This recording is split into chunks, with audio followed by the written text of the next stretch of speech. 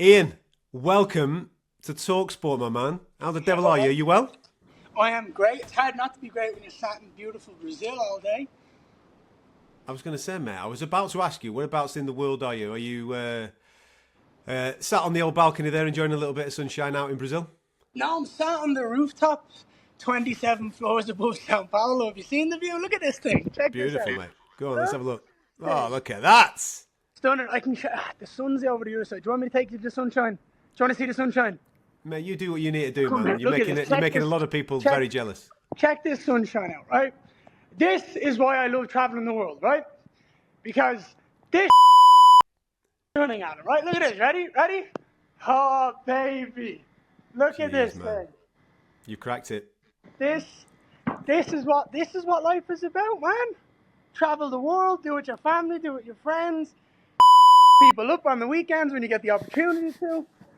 We're living the good life. We're living the good life. How are you? I'm very well indeed, mate. No, obviously the weather isn't as good where I am, sadly. I would love to show you around, but it's a little bit drizzly outside. But, you know, that's just the way it is here in the UK, my friend. How are you Used to enjoying that. working on We're those talking mats back to out at music. Shooter Box? Sorry, say that again? How are you enjoying working on those mats at Shooter Box, man? You seem to be having a whale of a time. I love it. I love it. They have a different energy about them. Everyone shows up, and everyone who steps on that mat is grateful to be there. Everyone who steps on that mat is proud of where they came from and how they got there, because it's different in Brazil. It's just a different energy. It's a different vibe. You know, for Brazilians to even get to the UFC, it's a far harder journey than it is for almost anyone else. So to see that every single day, the gratitude, the joy, the laughter, have that Brazilian energy, the Brazilian vibes all day, it's just special. And then when you're surrounded by people like Diego Lima, who just has the biggest heart on the planet, it's impossible not to love every single bit of it. You're around some good guys. Some iron, sharpening that iron, man, in various different weight divisions. You're getting some good work in, which is great to see. Before I talk about fights and what could possibly happen next, let's talk about the big talking point, shall we? Everything that's going on online at the moment with Colby Covington. You've obviously called him out. You want that fight. I think that's quite obvious that you want that knock with Colby Covington. What is the current situation with that? And are we getting any closer to a date with it? No, we're not. Colby is officially out. He sustained an injury in December that he medically won't be cleared until September. Now, I don't believe a fucking second of it. I think he's running. I don't think he wants anything to do with me, and he's running. But that's where I'm at. Who's giving you that information? Is that what Colby's been saying UFC. online, or has that been given to you officially? They've UFC. officially told you that he's injured until September. He won't be back until the end of he won't be competing again until the end of the year. Okay. What do you make of the claims then from his point of view? Because I was watching something last week where he was basically saying that you were lying regarding contractual offers for you two to actually face each other at 303. Mm-hmm. Do you believe anything that comes out of that man's mouth? Well, I've got to remain independent. Come on. So I'm Look, throwing the questions your way. If he was the one person you'd be trusting in the world to trust what comes out of his mouth, you wouldn't, right? He's a lying. That's the true language. He's a lying. He manipulates his words and says what he says. But at the end of the day, I sent you an email. You read that email. You seen that email. I was offered Colby Covington. The UFC offered me Colby Covington. Colby is running in my mind. He wants none of this. He doesn't like fighting people younger than him. Doesn't like fighting people faster than him. I'm far, far superior than him in every single which way.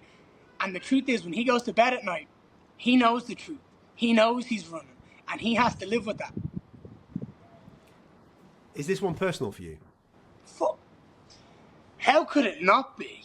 How could it not be? With all the shit he's talked, with all the stuff he said, but he gets the opportunity to fight me on the biggest card of all time, potentially. And he's running. It shows his true colours. He talks, but he doesn't walk. I have always said yes to anyone put in front of me. Anyone the UFC has offered me, I've said yes to. Colby runs. Colby is his DNA. He can't help himself. When he obviously made references to your family members at that press conference. How did that make you feel?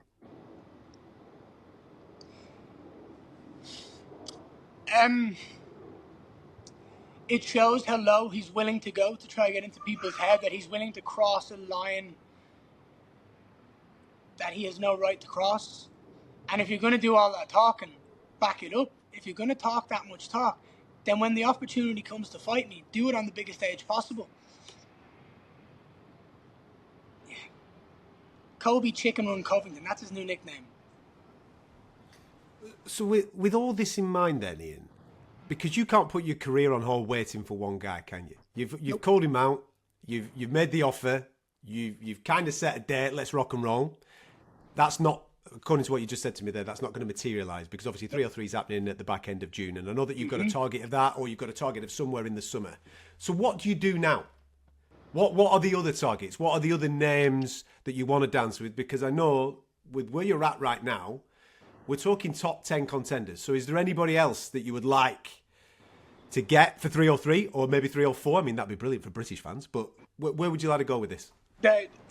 Firstly, it's 303 or nothing for me. We've got a potential to make a lot of Irish history here. There was me shouting for Colby to be the co-main, and for me and Conor to be co-main and main event. It was going to be huge for Irish history, but Colby's running, and he's out. There's been other people that have been offered, and they're running too. They're all coming up with excuses. At the end of the day, whoever wants to show up across for me in that octagon on June 29th, I'm sick of this ranking stuff. I'm in a position where everyone above me is injured, and then Leon and Bilal are facing off against each other. I have no interest in fighting anyone below me, but I'm kind of in a position where I have no choice other than to wait, for example. And last thing I want to do is wait. I want to be active. I want to fight. I want to compete. It's what I love to do.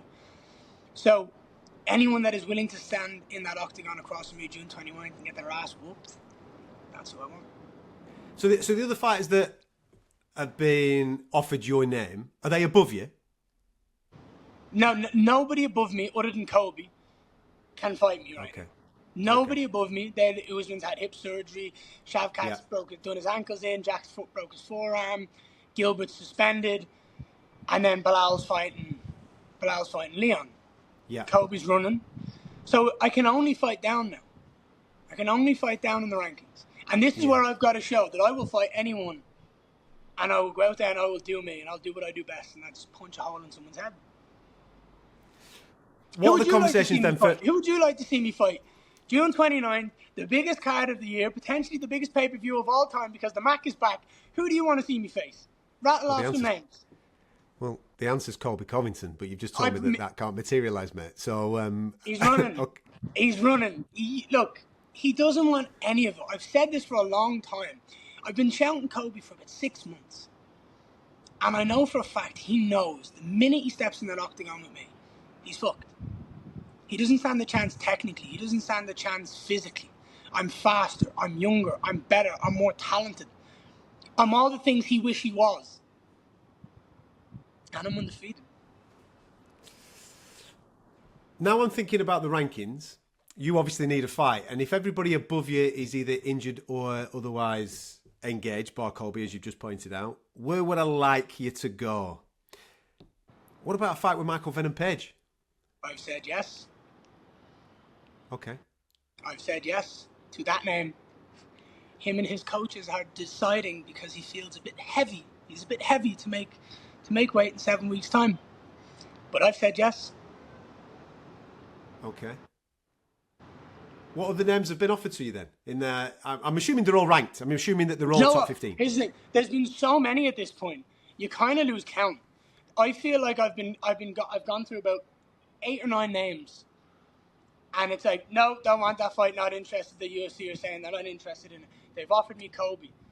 I've said yes to MVP. I've said yes to Sean Brady. I've said yes to, I don't even know his name, the Uzbekistani guy, if he had won. I've said yes to Joaquin Buckley. I say yes to every single person that has come my way. That is what I do. And since I've entered the UFC, I've done nothing different. I say yes. I say what, date, where, and when.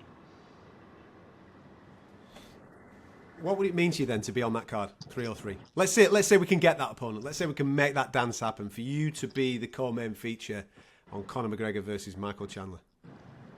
The truth is, if it's not Colby, firstly, I don't believe it's going to be co-main. I don't believe they'll give the co-main if it's not the Colby Covington fight. That was the fight I wanted. That was the fight that sells. It drives that anticipation. It drives that venom. Course. The truth is, though, for me to be that kid that grew up watching Conor, that was just completely and totally invested emotionally in his career, to fight and compete on the same night as him, watch him go out and do his thing, hear his walkout, sit side by side to him at the press conference, and just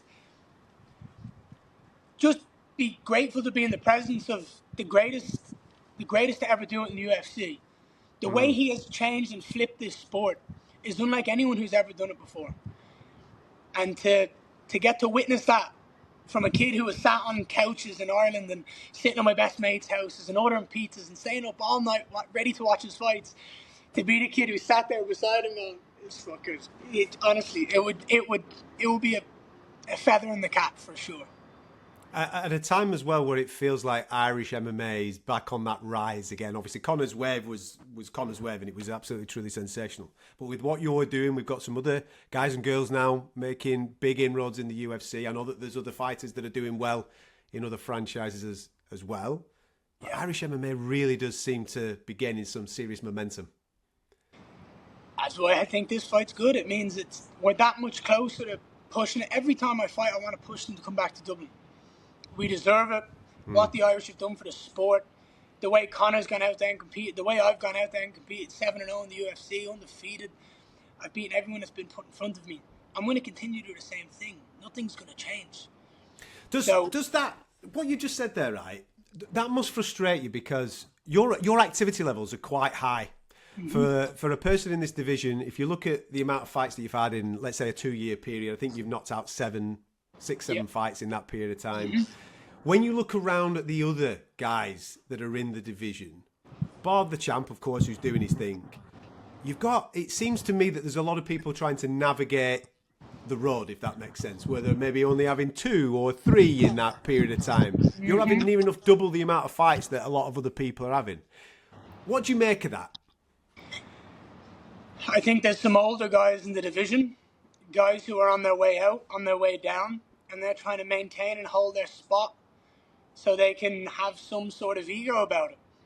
But the truth is there's a new wave of talent coming through. When you look at it, you can see it quite clearly. There's me, there's Shavkat, there's Jack Della Maddalena. There's 3 examples of younger guys coming in and tearing up the division. The champ is doing his thing. The champ can only fight as much as the champ is able to fight the next best guy. But at the end of the day, the champ himself included with the top contenders are only fighting twice a year roughly. I'm looking to do 3 and 4 a year. So when I become champion, when that happens, I'm going to continue this consistency. I'm going to take out the next best guy. I want to clear out the division. I want to do it the way Israel did it. I want to do it better than the way Usman did it. And by the time I get to the belt, I'll have taken out 6 in the top 15 already, so there won't be a lot more to go. But I just think it's people trying to stay relevant. For example, Colby Covington. Who's the biggest name he could talk about in the division right now, other than the champion? Me. And he's talking about me. He's doing his social thing. He's talking about his stipulations. But the fucker's running. He's nowhere to be seen. He doesn't want any of this smoke, and he's lying out his arse. You've seen the email. I sent you the email prior to. You've seen it. I'm not denying it. I've seen the email where you have been offered the fight. I've seen the email where you have been offered that fight, yes. He is running, Adam. And I know that. So when I go to bed at night, and I'm like, I'll get my hands on that little I'll get my hands on him. For sure. I just have to beat someone in the meantime because there's no way I'm waiting. I don't want to stay around. I don't want to be patient. I want to prove to people. You spoke to me a while ago. Your foot's been firmly on the pedal. Are you going to slow it down? I have no plans in slowing my life down anytime soon. If I could just have a quick reflection on the Jeff Neal fight. because I know that you're hypercritical yourself. I know that you'll have watched that. You'll looked at various pieces of it. Now that you've analysed that 15-minute piece, what did you make of that performance? Clinical. Jeff Neal is a dog, right? In my mind, he is the hardest pound-for-pound hitter in the division. He has the most power in his hands. And when you're fighting someone like him who solely relies on that one-punch, boom, power, you have to give it all the respect it deserves. He's big, he's strong, he's tough, he's physical. But he's nowhere near as quick as me. He's nowhere as intelligent as me. My footwork was incredible for that fight. My combinations to shock him and freeze him. The knees, the elbows, the knee-elbow combination to get him reaching and extending, to crack him with the knee and hopefully slice him with the elbow. I believe I dominated that fight entirely. In the grappling exchanges, I shut down all of his attempts because he was trying to have success, and I out-chessed him in those positions. I separated, and I went and I did back to what I'm the best in the world at doing, which is striking and finding a way to make people feel uncomfortable. But with everything, with all the shit that was going on, you know, all the shit talk beforehand, the single most important thing for me was going out there and getting my hand raised and remaining undefeated and just pissing off every single person that wanted to see me lose. And it didn't happen. Well, no. And listen, I've had many conversations with you over the past, so I've kind of got a feeling for your personality and the way that you are mentally. So I know that you're an incredibly strong person, but there'll be a lot of people, obviously, that don't know you too well and haven't come across you too much. How do you, as a young man, deal with, one, the pressures of being a UFC fighter, two, dealing with the amount of things that come your way from the social media sphere, not necessarily just aimed at you, but also aimed at family members, because that's a major pressure. Mm-hmm. How do you compartmentalize all that and remain on this path to the destination that you're attempting to get to? You have to break it down into a couple of different factors, right? Firstly, if I don't see you every day, if you do not eat at my table, if you are not part of my team, then do I really care or have time for your opinions? If you don't know me well enough to actually have an opinion of who I am, what I'm doing, and understand everything, you are not in my shoes. People are not in my shoes. They can say what they want, but the truth is nobody is me. It's my life. Now, I don't remember the last time we got so involved in someone's personal choices in life, but everyone seems to be jumping on the bandwagon. I've turned off my comments on Instagram to protect the peace, to protect the hate, for all the people who do support me, for all the people who do love my fights and support me and want to see my content. I've turned those comments off so that they don't leave my page feeling angered and annoyed. I have the ability to silence a lot of people who feel like their opinion is relevant when the truth is it's not. Me and my family have gotten stronger because of all of this. I pull my wife closer. She means everything in the world to me. She's the single most intelligent person I know, and I respect her so much, and I value her opinion on anything that we do. But what annoys me about people when they talk about my family, they're talking a lot about my wife. They do not know what my wife has done in her life and in her career. They do not know how incredible my wife has worked, like the incredible businesses that my wife was with. My wife hosted the London Olympics. She's worked at Adidas, Red Bull, FIFA. She's been a part of some of the biggest football teams on the planet. Manchester United, PSG, Real Madrid, Chelsea, Barcelona. She's interviewed the single greatest footballers on the planet. Pele, Ronaldo, Messi, Neymar, Zlatan, you name them. She's been a part of those. She's been in and around those people for her entire life. She understands how elite athletes operate and work and how they should be treated. And when you have someone who has that knowledge, has that understanding, and has that experience, you respect every single word that comes out of that person's mouth. But to the MMA fan, to the casual, she's Ian Garry's wife. She's with me because she's a gold digger. I don't think anyone noticed, but she made the money in the family for a long, long time. So people can have their opinions, but this is similar to Colby. Similar position to where I am with Colby right now. We go to bed at night knowing that we are good people. We go to bed at night knowing all the decisions we've made in life are decisions that aren't for anyone else to be a part of, and for anyone else to get involved with. This is my family. This is my life. And I'm not going to let anyone stop me and my wife or me and my kids enjoy living our lives and doing it the way we're doing it because they're upset. And guess what? Yes, she's older than me. When I married her, I knew that. When I had a kid with her, guess what? I fucking knew that. Seeing as you just mentioned Colby a couple of times in that, so when he comes out with these stipulations, for example, to try and make a fight, and he includes your wife in those stipulations, I know that you're mentally strong and you probably didn't give two hoots about it, but it must be frustrating. I just think it's a low ball. I just think he's pulling at straws. You know what I mean? He can't talk about my fighting ability. He can't talk about the performances in the octagon. So he pulls, like when he fought Leon, he pulls out the straws that are there to, you know, raise the hair on people's back. But at the end of the day, anything that man says, I know he's talking out of his arse, and I know he's putting on a facade. I know he's putting on an act. And I know it so much that he's not agreeing to the fight. Listen, my man, I've kept you for long enough. It's always a pleasure to speak to you. I'm fascinated by how mentally strong you are dealing with this crazy world that you live in.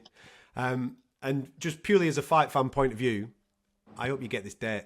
I hope you get this date because I'm enjoying this mad little journey in the welterweight division. And it really is a joy to watch, my man. So fingers crossed we can get that date for the back end of June. We can get you on 303. We can see you at that full circle moment in and around Conor McGregor at a Conor McGregor fight week. And then we can move forward. And listen, right, if whatever you do get at 303, if it's quick and you're pretty snappy with it, can you try and turn it around for 304? There's a lot of fight fans here. I tell you what, I'm not fighting at fucking 3 a.m. in the morning if they plan on doing that. Listen, come on, man. Come on. You've been up at 3 o'clock in the morning before. Let's rock and roll, man. What's the matter with you? Look, when I knock out whoever's in front of me, I'll stand in for Colby and Bilal or Leon and Bilal just so they have someone there to make sure there's an insurance policy. And if that opportunity arises, there you go. I'm taking that belt. There you go then. It's a deal. 304 backup fighter for the main event or co-main event, whichever it may be. Perfect. We'll take that, Ian. Thank you very much, man. Appreciate you, man. Love to everybody over in Brazil. Keep rocking and rolling. Love to everybody at Shooter Box. Love the work that you guys are doing. And fingers crossed we'll see you at 303. I appreciate it. See you June 29th.